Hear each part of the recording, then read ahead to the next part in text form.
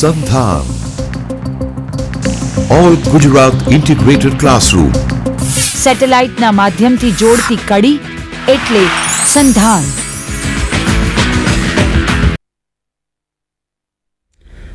સંધાનના માધ્યમથી આજે ચીનમાં 1911ની ક્રાંતિ અને ડૉક્ટર સુન યાત સેન વિશે હું Shri doctor JD Kanzariya, Shrimati R Patel મહિલા કોલેજ રાજકોટ અને મારી સાથે મારા મિત્ર doctor DP Vala arts college Mendarda, અમે બંને આ વિષય ઉપર આજનું વ્યાખ્યાન આપીશું. હવે ચીનની 1911ની ક્રાંતિ એટલે પહેલાં તો ક્રાંતિનો અર્થ સમજવો જોઈએ. ક્રાંતિ એટલે કોઈ પણ પુરાણી વ્યવસ્થા છે એનો નાશ, સંપૂર્ણપણે નાશ કરી અને એની જગ્યાએ નવી વ્યવસ્થાનું સર્જન કરે, એને ક્રાંતિ કહી શકાય. ઓક્સફર્ડના શબ્દકોશ પ્રમાણે ક્રાંતિ એટલે આમૂલ પરિવર્તન. આ પરિવર્તન એવું પરિવર્તન છે કે જેમાં એક પરિસ્થિતિમાંથી આખો ધરમૂળથી ફેરફાર થઈ અને નવી જ પરિસ્થિતિ ઉત્પન્ન થાય. સામાન્ય પરિવર્તનને આપણે ક્રાંતિ કહી શકતા નથી. ક્રાંતિ અને ઉત્ક્રાંતિ વચ્ચે મોટો તફાવત છે. ઉત્ક્રાંતિની અંદર સામાન્ય રીતે ધીમી ગતિએ જે પરિવર્તન થતું હોય એને આપણે ઉત્ક્રાંતિ કહી શકીએ છીએ, પરંતુ ક્રાંતિ એટલે એક પરિસ્થિતિમાંથી નવી પરિસ્થિતિનું નિર્માણ થવું. આ ક્રાંતિ છે એ જુદા જુદા ક્ષેત્રે અનેક દેશોની અંદર થયેલી છે. હવે જે પ્રકારની ક્રાંતિ છે એનું સ્વરૂપ, એનાથી કયા પ્રકારનું પરિવર્તન આવ્યું છે એના આધારે આપણે એનું સ્વરૂપ છે નક્કી કરી શકીએ છીએ. દાખલા તરીકે રાજકીય ક્રાંતિ કોઈપણ દેશની અંદર પરદેશી શાસન હોય અથવા તો પોતાના આપખુદ રાજાઓનું શાસન હોય અને શાસનને ઉથલાવી અને પ્રજા લોકોનું શાસન સ્થાપે, અથવા તો રાજાશાહી કરતાં કંઈક જુદા પ્રકારની શાસન પદ્ધતિ કે પરદેશી શાસન કરતાં પોતાની શાસન પદ્ધતિ સ્થાપે, તો આ રાજકીય ક્ષેત્રે આવેલું મોટું આમૂલ પરિવર્તન કહી શકાય અને એને રાજકીય ક્રાંતિ કહી શકાય. ઘણી ક્રાંતિઓ એવી હોય છે કે એકસાથે અનેક હેતુઓ સિદ્ધ કરતી હોય છે. દાખલા તરીકે ફ્રાન્સની ક્રાંતિ છે, તો ફ્રાન્સની ક્રાંતિથી રાજકીય ક્ષેત્રે તો પરિવર્તન આવ્યું હતું, સાથે સાથે સામાજિક ક્ષેત્રે પણ પરિવર્તન આવ્યું હતું. એટલે આ ક્રાંતિ છે એ જે ક્ષેત્રે આમૂલ પરિવર્તન લાવે એ પ્રકારની ક્રાંતિ એને કહી શકાય. જો સમાજની અંદર જૂની પુરાણી સમાજ વ્યવસ્થા, સમાજની અંદર વર્ગભેદ, ઊંચ નીચના ભેદભાવો, બે વર્ગો વચ્ચેનું મોટું અંતર એ દૂર કરવામાં કોઈ ક્રાંતિ સફળ થાય તો એને સામાજિક ક્રાંતિ કહી શકાય. આર્થિક ક્ષેત્રે જે અસમાનતા છે એ અસમાનતા દૂર કરવામાં સફળ થાય, જમીનની સમાન વહેંચણી શક્ય હોય તેટલી, આવકની સમાન વહેંચણી શક્ય હોય તેટલી, આ પ્રકારનું જો પરિવર્તન આવે તો એને આર્થિક પ્રકારની ક્રાંતિ કહી શકીએ છીએ. અને ધાર્મિક ક્ષેત્રે સળાઓ, અંધશ્રદ્ધા, કુરિવાજો કે જે કંઈ ત્રુટિઓ પ્રવેશી ગઈ હોય એ દૂર થઈ અને ધર્મ મૂળ સ્વરૂપમાં લાવી શકાતો હોય, અથવા તો ધાર્મિક ક્ષેત્રે જે દૂષણો પ્રવેશી ગયા એ દૂષણો દૂર કરી અને શુદ્ધ ધર્મનું સ્થાપન કરી શકાતું હોય તો એને ધાર્મિક પ્રકારની ક્રાંતિ કહી શકાય. એટલે ટૂંકમાં કહેવાનો મતલબ એ છે કે કોઈપણ દેશની અંદર દેશના લોકો, પછી એની સંખ્યા થોડી ઓછી હોય અથવા તો સંપૂર્ણ જનસમુદાય હોય, એના દ્વારા જો કોઈ આ પ્રકારનું પરિવર્તન લાવવામાં આવ્યું હોય તો એને ક્રાંતિ કહી શકાય. હવે ચીનની અંદર મંચુઓનું શાસન જે વર્ષોથી ચાલતું હતું એને ઉથલાવવામાં ચીનની પ્રજા સફળ થઈ, માટે એને ચીનની 1911ની ક્રાંતિના બનાવ તરીકે ઓળખવામાં આવે છે. એની ભૂમિકા વિશે પ્રાધ્યાપક ડૉક્ટર ડીપી વાળા સાહેબ આપણને કહેશે. 19મી સદીમાં ચીન એ વિસ્તારની દૃષ્ટિએ વિશ્વમાં રશિયા અને કેનેડા પછી ત્રીજા સ્થાને આવતો હતો. 18 પ્રાંતોમાં એ વહેંચાયેલો હતો. પ્રાચીન સમયથી જ ત્યાં ભવ્ય સંસ્કૃતિ વિકાસ પામી હતી. મધ્યયુગમાં ચાઉ, હાન, તાંગ, સુન અને મિગ વંશના શાસકોનું ત્યાં શાસન હતું. આ શાસકોએ ચીનને એશિયાનો શક્તિશાળી અને સમૃદ્ધ દેશ બનાવ્યો હતો. એટલું જ નહીં, પણ આમ છતાં આ સમૃદ્ધિ આવી હોવા છતાં, એનો વિકાસ થયો હોવા છતાં ત્યાં શાંતિ પ્રવૃત્તિ હતી, એટલે એ શાંતિપ્રિય દેશ તરીકે ઓળખાતો હતો. 1953માં ત્યાં મનસુ શાસકોએ રાજવંશની સ્થાપના કરી અને મંચુ શાસકોના શાસન દરમિયાન તેની પ્રતિષ્ઠાના ઊંચા શિખરે ચીન પહોંચી ગયું. અને છતાં પણ એમ જોઈએ તો એ મંચુ શાસકો દરમિયાન ચીન થોડુંક પછાત તો હતું જ, અને એ પછાત છે એ જ એની પડતીનું કારણ બન્યું હતું. 1901 થી 1911 સુધીના વર્ષોમાં ચીન સૌથી વધારે કટોકટી અનુભવી રહ્યું હતું. તેની સરકાર મોટી સામાજિક, રાજકીય અને આર્થિક તેમજ આંતરરાષ્ટ્રીય સમસ્યાઓની અંદર એ ઘેરાયેલી હતી. અને ત્યાં એ ક્રાંતિ પહેલાં તો તાઇપિંગ વિદ્રોહ અને બોક્સર બળવો નામના બે મોટા બળવાઓ મંચુ સરકાર અને વિદેશીઓ સામે થયા હતા. એટલે આ નાના મોટા બળવાઓએ ક્રાંતિની પૂર્વ ભૂમિકા ભજવવામાં કણઝારી સાહેબ બહુ મોટો ભાગ ભજવ્યો હતો. ક્રાંતિના 1911ની ક્રાંતિના પરિબળો મારા મિત્ર ડૉક્ટર કણઝારી સાહેબ એના પર પ્રકાશ પાડશે. 1911ની ચીનની ક્રાંતિના પરિબળોમાં પહેલું પરિબળ છે આપખુદ અને નિરંકુશ રાજાશાહી. ચીનની અંદર મંચુ શાસકોનું શાસન હતું. મોટાભાગના ચીની લોકો આ મંચુ શાસકોને નકારતા હતા. એટલા માટે નકારતા હતા કે મંચુ શાસકો છે એ મંચુરિયાના હતા અને મંચુરિયામાંથી આવી અને ચીનને જીતી અને ચીનમાં પોતાની સત્તા સ્થાપી હતી. એટલે ચીનની પ્રજાની વફાદારી એના પ્રત્યે ક્યારેય બંધાણી નહોતી, કારણ કે એ આ પ્રજાને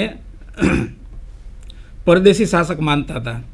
બીજી વસ્તુ એ હતી કે આ ચીનના શાસકો છે, જો કે એને ચીની રીત રિવાજો અપનાવી લીધા હતા, ચીનની પ્રણાલિકાઓ અપનાવી લીધી હતી અને ચીનની પ્રણાલી મુજબ એ શાસન કરવા માટે થઈને તૈયાર થયા હતા. દૈવી આદેશોનો પણ એમાં સમાવેશ થાય છે.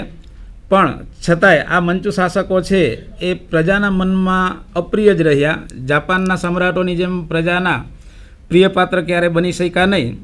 અને એટલા માટે જ દક્ષિણ ચીનમાં ખાસ કરીને કેટલીક ગુપ્ત મંડળીઓ છે એ લૂંટફાટ, ચાચિયાગીરી, અવારનવાર બળવાઓ કરી અને મંચુ શાસકોનો વિરોધ કરી રહી હતી. આમ છતાં જ્યાં સુધી મંચુ શાસકો પ્રમાણમાં તાકાતવાળા હતા, એનું શાસન પ્રજા કલ્યાણકારી હતું, ત્યાં સુધી આ નકારાત્મક તત્વો છે એ મંચુ શાસકોને ડગાવી શક્યા નહોતા.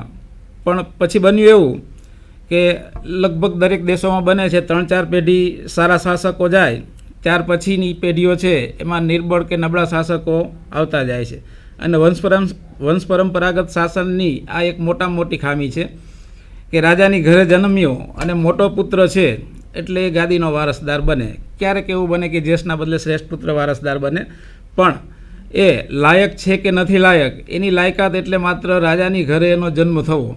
અને આને લીધે અમુક વર્ષો પછીના શાસકો છે એ નિર્બળ પુરવાર થતા હતા. ચીનની અંદર એવું બન્યું કે નકારાત્મક તત્વો છે એ જોરમાં આવતા ગયા અને કમનસીબે 19મી સદીના ઉત્તરાર્ધમાં લગભગ છેલ્લા 50 વર્ષની અંદર નાના અને બાળ શાસકોના હાથમાં ચીનની સત્તા હતી. એના વતી ચીનની રાજમાતા જુત્સી જે 26 વર્ષે વિધવા બની હતી એ એના પુત્ર વતી શાસનનો સાચો દોર છે એ પોતાના હાથમાં ચલાવતી હતી. જોકે આ જુત્સી છે એ તેની રાણી નહોતી, પરંતુ એના જે શાસક હતા અગાઉના એ શાસકની રખાત હતી અને એના પુત્રને એને ગાદીએ બેસાડ્યો હતો. એ ઉંમરલાયક થયો એ દરમિયાન એ મૃત્યુ પામ્યો. એટલે રાતોરાત એની બેન રાણી જુસ્સી હતી, એની બેન એના દિયર સાથે એના લગ્ન કરેલા હતા અને એનો 3 વર્ષનો પુત્ર હતો એને રાતોરાત દત્તક લઈ અને શાસક તરીકે ઘોષિત કરી દીધો હતો. એટલે ચીનની અંદર શાસક તરીકે આવા નાના નાના બાળ રાજાઓ ઘણા વર્ષો સુધી આવ્યા અને ઉંમરલાયક થયા એના નસીબ જોગે એ અવસાન પામ્યા. એટલે આને લીધે ચીનની અંદર ઘણા વર્ષ સુધી આવા બાળ રાજાઓ વતી રાજમાતા રાણીએ એના વતી શાસન કર્યું. એટલે આ પરિસ્થિતિને લીધે ચીનની પ્રજા છે એ આ રાજાશાહીથી કંટાળી ગઈ હતી અને કોઈ પણ ક્રાંતિ થાય એની પાછળનું જો મુખ્ય કારણ હોય તો પ્રજામાં રહેલો અસંતોષ છે. અને ખાસ કરીને શાસક તરફથી પ્રજાની અપેક્ષાઓ પૂરી કરવામાં ન આવે એ સમયે શાસકો છે પ્રજાની અંદર અપ્રિય થઈ જાય છે, અને અપ્રિય થઈ જાય છે એટલે એક પછી એક કારણો એમાં ઉમેરાતા જાય છે, અને અંતે પ્રજા એને હટાવવામાં સફળ થાય છે. જો સફળ થાય તો ક્રાંતિ થઈ કહી શકાય, અને ન સફળ થાય તો એને બળવો થયો કહી શકાય. હવે આગળનું પરિબળ છે એ ડૉક્ટર વાળા સાહેબ કહેશે. આગળના પરિબળમાં જોઈએ તો હમણાં જ ડૉક્ટર કંજારિયા સાહેબે કીધું તે પ્રમાણે રાજાશાહી છે તે રાજાશાહીમાં નિર્બળ શાસકો આવ્યા, અને એ નિર્બળ અને અપ્રિય રાજાશાહી બની. શા માટે બની? ચીનનું એક ભાગ્ય એ હતું કે એક બાજુ દેશમાં જ્યારે ટોચ સ્થાને બાળક રાજા કે નિર્બળ રાજા જ્યારે શાસક તરીકે હોય, એ સમયે પશ્ચિમની સામ્રાજ્યવાદી સત્તાઓ જે છે એમનો એને સામનો કરવાનો હોય, અને તે સમયે ચીનમાં છે તે સામ્રાજ્યવાદી સત્તાઓ સામે અફીણ વિગ્રહ અને ધ્વજ વિગ્રહમાં આ સત્તાઓ સામે ચીનને નમતું જોખવું પડ્યું. એટલું જ નહીં, પણ તાઇપિંગ બળવા વખતે પણ પોતાના દેશના લોકો જ્યારે બળવો કરતા હતા ત્યારે પોતાનીથી એની સામે એ બળવાખોરોને દબાવવા માટે એને વિદેશી શાસકોનો સાથ લેવો પડ્યો, સામ્રાજ્યવાદી સત્તાઓનો સાથ લેવો પડ્યો, અને એને કારણે એ નામોશીભેરી વાત કહેવાય. બીજી વાત તો 1894-95માં જ્યારે ચીન જાપાન વિગ્રહ થયો ને ત્યારે ચીન તો બહુ વિરાટ દેશ હતો. એક નાનકડું એવું જાપાન છે એ ચીનને હરાવી દે, અને એના પરાજયથી ચીનના શાસકોની નામોશી તો ચરમસીમાએ પહોંચી ગઈ, અને મંચુ શાસકો દેશભરના લોકોમાં ખૂબ જ અપ્રિય બન્યા. કમજોરીની વાત તો ત્યાં હતી કે સુબાઓ કેન્દ્ર સરકારને દાદ દેતા નહોતા, જોર જુલમથી કરવેરા ઉઘરાવતા, અને એ કેન્દ્ર સરકારમાં ક્યારેય જમા કરાવતા ન હતા, પોતાની પાસે રાખતા હતા. સમ્રાટ કાંગહસી અને રાજમાતા ઝુસીના અવસાન પછી તો સૂત્રો બાળ રાજવીના પિતાશ્રી ચૂનના હાથમાં આવ્યા, પરંતુ ચૂન એ તો એની પાસે કોઈ આવડત નહોતી, પણ રાજ્ય કારભારી કોઈ ન હતા, એટલે પોતાની શાસન સંભાળવું પડ્યું. અને આને કારણે એની એ પુત્રોના એક ઈચ્છાને કારણે યુઆન શિકાઈ જેવો એક સરસ મજાનો એક શાસન સંભાળી શકે તેવો માણસ તેના સેનાપતિ પદે હતો, પણ એની મૃત્યુ થયું. એની એવી ઈચ્છા હતી કે યુઆન શિકાઈ જે છે એને આરામ કરવા માટે મોકલી દેવો, પણ ખરેખર તો તેને બદતરફ કરવામાં આવ્યો હતો.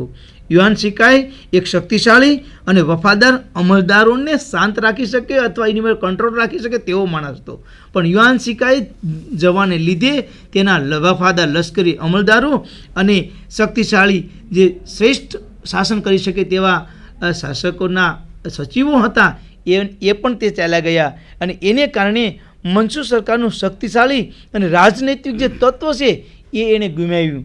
આમ કરતાં કરતાં ક્રાંતિની કટોકટીમાંથી મંચુ રાજવંશે બચવાની કોઈ તાકાત ન હતી. આમ જોઈએ ને તો ક્રાંતિમાંની કટોકટીમાંથી બહાર કેમ આવવું, એના માટે તો એમ કહી શકાય કે મંચુ શાસકો પોતાના પાપે અને પોતાના ભારે ખખડી ગયેલી ઇમારત જેવા બની ગયા હતા. મંચુઓના પતનનું કારણ તો આ મંચુઓ પોતે જ બન્યા હોય એમ કહેવામાં કાંઈ પણ અતિશયોક્તિ નથી. અકાર્યક્ષમ ને ભ્રષ્ટાચારી વહીવટતંત્ર વિશે સાહેબ વાત કરે છે. અન્ય એક કારણની અંદર ચીનની અંદર અકાર્યક્ષમ વહીવટીતંત્ર, અકાર્યક્ષમ અને ભ્રષ્ટાચારી વહીવટીતંત્ર. હવે ચીનની અંદર એનું વહીવટીતંત્ર છે એ સડેલું હતું. સામાન્ય રીતે વહીવટીતંત્ર લોકોની સહાયતા માટે રચવામાં આવતું હોય છે, અને વહીવટીતંત્રની મુખ્ય ફરજ છે લોકોને મદદરૂપ થવું. પણ આ વહીવટીતંત્ર જ્યારે લોકોને મદદરૂપ થવાને બદલે એ નડતરરૂપ થાય, લોકો એના ભ્રષ્ટાચારનો ભોગ બને, લોકો એની અકાર્યક્ષમતાનો ભોગ બને, આવા સંજોગોની અંદર કોઈ પણ વહીવટીતંત્ર છે એ અપ્રિય થઈ જાય છે. ઘણા દેશોમાં બને છે, એમ ચીનની અંદર ચીનનું વહીવટીતંત્ર છે એ પણ અપ્રિય થઈ પડ્યું હતું. અપ્રિય થવાનું મુખ્ય કારણ એ હતું કે ચીનની અંદર શરૂઆતમાં લાયકાતના ધોરણે નોકરીઓની જાહેર પરીક્ષાઓ લેવાતી, અને એમાં લાયકાતનું ધોરણ ઊંચું હતું, બહુ ઓછા લોકોને રાજ્યની નોકરીઓ મળતી હતી. પણ પછીથી એવું બન્યું કે લાયકાતના બદલે, જાહેર પરીક્ષાઓના બદલે ચીનની અંદર હોદ્દાઓ વંશ પરંપરાગત શરૂ થઈ ગયા. અને સ્વાભાવિક છે કે વંશ પરંપરાગત એક વ્યક્તિ કદાચ કાર્યક્ષમ હોય પણ એનો વારસદાર એટલો જ કાર્યક્ષમ નીવડશે એવું ક્યારેય કહી શકાય નહીં. એટલે આને લીધે વંશ પરંપરાગત ઊંચા પદો ઉપર નિયુક્તિઓ થતી હતી, એને લીધે અકાર્યક્ષમ અને ભ્રષ્ટાચારી લોકો વહીવટની અંદર આવતા ગયા. આને લીધે ચીનની પ્રજાની હાડમારી વધતી ગઈ. એટલે ચીનની પ્રજાને એમ લાગ્યું કે હવે આ રાજાશાહી તંત્ર મંચુ શાસન જ્યાં સુધી બદલશે નહીં ત્યાં સુધી આપણે આ ત્રાસમાંથી કે આ ભ્રષ્ટાચારનો ભોગ બનતા આપણે છૂટીશું નહીં, અથવા તો આપણા કાર્યો છે એ થઈ શકશે નહીં. એટલા માટે એ ક્રાંતિ કરવા માટે પ્રેરાયા. બીજી મહત્ત્વની વાત એ હતી કે પ્રાંતોના સુબાઓ છે એ પણ એટલા બધા ભ્રષ્ટાચારી થઈ ગયા હતા. ઉદાહરણ તરીકે બી હુંગ યાંગ 87 વર્ષની વયે જ્યારે મૃત્યુ પામ્યો ત્યારે ભ્રષ્ટાચારથી ભેગા કરેલા નાણાંની તિજોરી એની છે એ છલોછલ ભરેલી હતી. એ ઉપરાંત એણે 1896માં રશિયા સાથે સમજૂતી કરી અને રશિયાને મંચુરિયામાં રેલવે નાખવાની મંજૂરી આપી, પરવાનગી આપી. એમાં પણ ઘણો મોટો ભ્રષ્ટાચાર કરેલો હતો. ઘણી બધી રકમ એને પોતે મેળવેલી હતી. ખુદ રાજમાતા એણે નૌકા સૈન્યનું આધુનિકીકરણ કરવા માટે થઈને એ યોજના બહાર પાડી હતી અને એના માટે જે નાણાંઓ મંજૂર કરવામાં આવ્યા હતા એ નાણાં પોતાના અંગત ખર્ચાઓમાં કે રાજમહેલ બનાવવામાં કે એની પાછળ એને વાપરાતા. એટલે જ્યાં સોનું છે એને કાટ લાગ્યો હોય તો પછી લોખંડની શું વાત કરવી. એટલે આખું વહીવટી તંત્ર છે એ ભ્રષ્ટાચારી અને અકાર્યક્ષમ બની ગયું હતું. ચીનની પ્રજાને એમ લાગ્યું કે હવે આ વહીવટી તંત્રમાંથી આપણે ક્યારેય સુખ મેળવી શકીને શું નહીં, અથવા તો આપણા કાર્ય થઈ શકશે નહીં. એટલે બહેતર એ છે કે આ વહીવટી તંત્રને બદલાવવું જોઈએ, અને એને બદલાવવું હોય તો એના માટે થઈને રાજાશાહીને બદલાવી જોઈએ. એટલે ક્રાંતિકારીઓને સાથ દેવા માટે અથવા તો ક્રાંતિ કરવા માટે થઈને લોકો તૈયાર થયા. હવે આગળનો મુદ્દો છે દેશની આર્થિક પાયમાલી. એ મારા મિત્ર ડૉક્ટર વાળા સાહેબ કહે છે. દેશની આર્થિક પાયમાલીમાં જોઈએ ને તો ચીનના લોકોનો મુખ્ય વ્યવસાય છે ને એ ખેતી અને ઉદ્યોગ ધંધામાં રેશમનો કાપડ ઉદ્યોગ હતો. ખેતી તો પરંપરાગત પદ્ધતિ અને પુરાણા સાધનોથી થતી